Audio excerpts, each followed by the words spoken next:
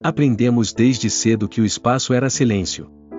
Um vazio frio, indiferente, onde estrelas nasciam e morriam sem testemunhas.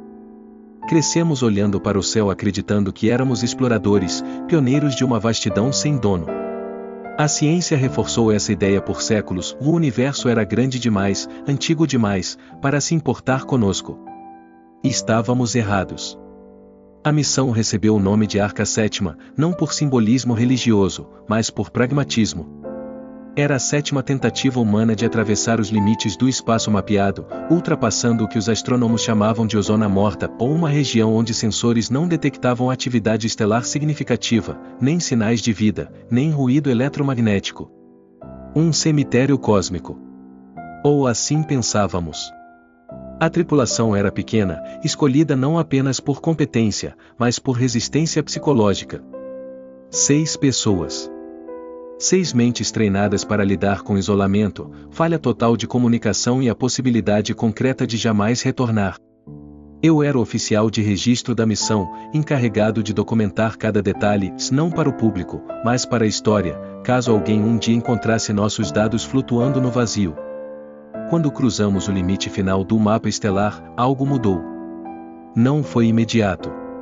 Nenhum alarme soou. Nenhuma luz piscou. Foi uma sensação difusa, difícil de traduzir em linguagem técnica. Como se o espaço, antes passivo, tivesse adquirido profundidade. As estrelas pareciam mais distantes, e ao mesmo tempo mais atentas. O silêncio, que sempre nos acompanhará, tornou-se pesado. 3 dias depois, detectamos o planeta. Ele não orbitava nenhuma estrela visível. Não deveria existir. Um corpo massivo, estável, suspenso no escuro absoluto, refletindo uma luz que não vinha de lugar algum. Os sensores enlouqueceram tentando classificá-lo. A gravidade era precisa demais. A composição, impossível. Não era um planeta natural. Também não era uma estação. Era algo entre os dois. A decisão de pousar não foi unânime. Nunca é. Mas a exploração espacial não recompensa a cautela excessiva. Ajustamos a trajetória e descemos pela atmosfera, se é que aquilo podia ser chamado de atmosfera. Não havia nuvens, nem ventos detectáveis, mas havia resistência. Como se atravessássemos uma camada de intenção. O solo era negro, liso, quase polido. Nenhum relevo natural. Nenhuma erosão. A paisagem parecia esculpida, não formada. Torres gigantescas se erguiam à distância, silenciosas, geométricas, perfeitamente alinhadas, como se obedecessem a uma lógica que antecedia a própria geometria humana. Não havia vida visível. Nenhum som. Nenhum movimento. Ainda assim, todos nós sentimos a mesma coisa ao pisar fora da nave, e não estávamos sozinhos. Exploramos as estruturas por horas, talvez dias, o tempo ali parecia impreciso. As torres não tinham entradas visíveis, mas respondiam à nossa presença. Superfícies se iluminavam quando nos aproximávamos, revelando símbolos que nenhum de nós reconhecia, mas que estranhamente pareciam familiares. Não como uma língua esquecida, mas como uma ideia que sempre esteve à margem do pensamento humano. Foi então que encontramos o primeiro registro. Não era um arquivo no sentido convencional. Era uma sala imensa, subterrânea, onde o próprio ar parecia vibrar. No centro, uma estrutura colossal projetava imagens diretamente em nossas mentes. Não vimos alienígenas. Não vimos criaturas. Vimos história. Civilizações inteiras surgindo entre as estrelas. Expandindo-se. Explorando. Colonizando. Crescendo confiantes de que o universo lhes pertencia. E então, desaparecendo. Sempre da mesma forma. Não por guerra externa. Não por catástrofes naturais. Mas por algo que vinha depois da exploração total. Como se o universo tivesse um limite invisível. E quem o ultrapassasse, fosse apagado. Naquele momento, compreendemos a verdade mais perturbadora de todas. O planeta não era um mundo abandonado. Era um marcador. Um aviso deixado por algo antigo demais para ser chamado de civilização. Algo que não conquistava. Não destruía. Apenas observava ciclos e encerrava aqueles que iam longe demais. E, ao pousarmos ali, a humanidade tinha feito exatamente isso. Depois da revelação, nada voltou a ser simples. Tentamos desligar a estrutura que projetava aquelas imagens em nossas mentes, mas logo percebemos que não havia o desligar. Ela não funcionava como uma máquina. Funcionava como um gatilho. Uma vez ativada, a informação já tinha sido transmitida. Não para os nossos dispositivos, mas para nós. Cada membro da tripulação reagiu de um jeito diferente. A comandante se fechou em silêncio absoluto, como se a disciplina pudesse protegê-la do significado daquilo. O engenheiro começou a recalcular tudo compulsivamente, como se números ainda pudessem impor ordem ao impossível. A médica chorou sem perceber, lágrimas escorrendo dentro do capacete, enquanto repetia que aquilo não fazia sentido biológico. Eu apenas observava. Observava as torres. Observava o céu negro sem estrelas. Observava a sensação crescente de que o planeta não era apenas um aviso do passado, mas um ponto ativo de um sistema maior. Algo ainda funcionando.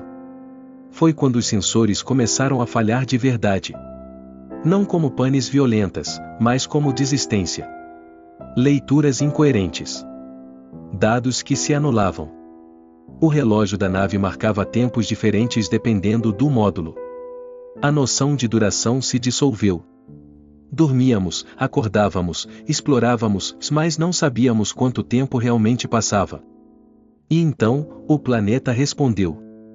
Uma das torres, a mais próxima, começou a se mover. Não se deslocou fisicamente. Ela reorganizou sua forma.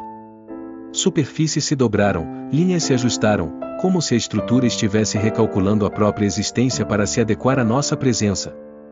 Símbolos reapareceram, mais claros agora, pulsando em ritmos que coincidiam com nossos batimentos cardíacos. Não era comunicação direta. Era calibração.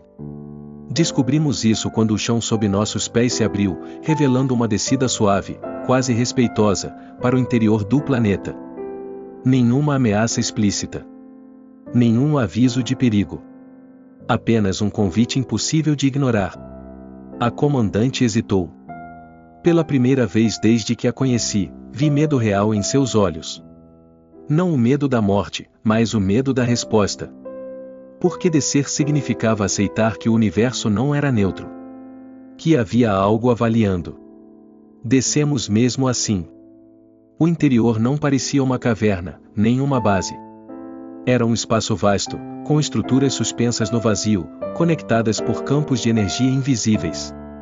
No centro, uma esfera colossal girava lentamente, composta de camadas translúcidas, cada uma exibindo padrões diferentes. Ao nos aproximarmos, compreendemos o que ela era. Não um banco de dados. Um arquivo de espécies. Milhares. Talvez milhões. Cada camada continha um registro completo de uma civilização, sua origem, sua expansão, suas escolhas críticas. Não havia julgamento moral explícito. Apenas um padrão repetido, quando uma espécie alcançava a capacidade de atravessar regiões além de seu espaço natural, ela era marcada. Observada. E, em determinado ponto, interrompida. Não é ódio, murmurou a médica, quase em oração. É contenção. A palavra ficou suspensa no ar. O universo não eliminava por crueldade. Eliminava por equilíbrio. Como um ecossistema removendo uma espécie invasora antes que ela se tornasse dominante demais. E então veio a parte que nos destruiu por dentro. A esfera projetou um novo conjunto de dados. Não do passado. Do presente. A humanidade. Nossa história aparecia ali, sendo construída em tempo real nossa expansão inicial. Nossas colônias. Nossos primeiros passos além das zonas conhecidas. E, no topo da projeção, um marcador ativo. Status em observação avançada. Não éramos especiais. Não éramos os primeiros. E não seríamos exceção. A comandante tentou transmitir a informação para a Terra. Nenhum sinal saiu. Nenhuma onda retornou. Não havia bloqueio. Havia indiferença. Como se o planeta simplesmente não considerasse a comunicação externa relevante. Foi nesse momento que percebemos a verdade mais cruel: não tínhamos sido convidados para negociar. Tínhamos sido trazidos para compreender. Porque compreender era a última coisa que todas as outras espécies também haviam feito, pouco antes de desaparecer.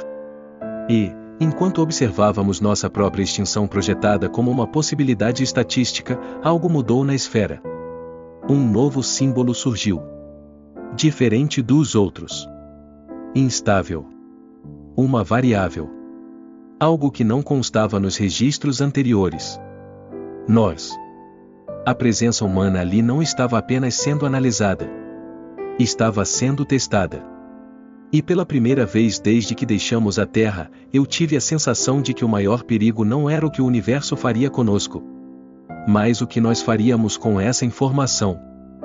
Não houve alarme anunciando o que veio depois. O planeta não funcionava com avisos. A esfera central começou a desacelerar seu movimento, como se tivesse alcançado uma conclusão. As camadas translúcidas se alinharam, formando um único padrão coerente.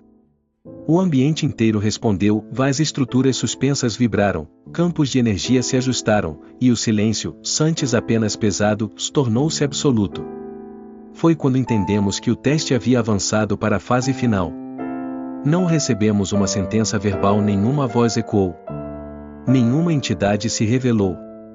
O julgamento não era conduzido por palavras, mas por consequências. A esfera projetou múltiplos cenários possíveis para a humanidade, ramificações de futuro baseadas em nossas escolhas.